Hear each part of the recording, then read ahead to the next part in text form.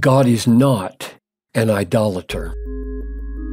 When he comes on that day to be glorified in his saints and to be marveled at among all who have believed, because our testimony to you was believed, 2 Thessalonians 1:10. Paul says that Christ is coming precisely to be glorified and to be marveled at. This is why he is coming.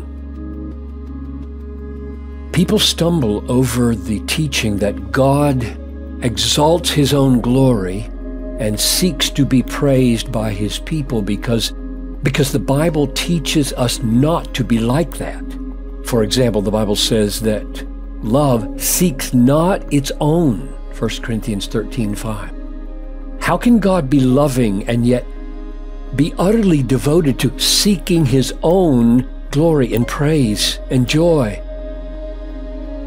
How can God be for us if he is so utterly for himself? The answer, I propose, is this.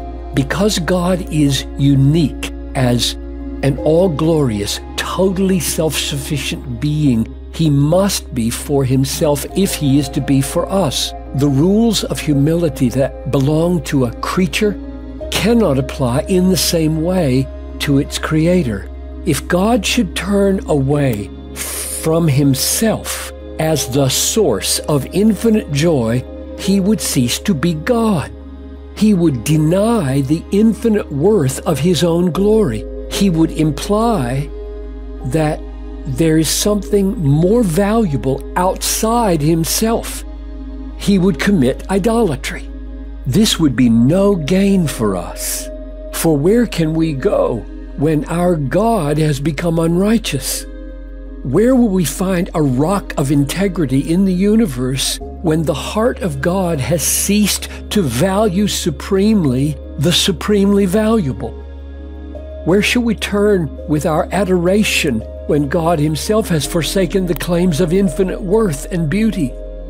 No, we do not turn God's self-exaltation into love by demanding that God cease to be God. Instead, we must come to see that God is love precisely because he relentlessly pursues the praises of his name in the hearts of his people. Our praise for his greatness is the capstone of our joy in his greatness.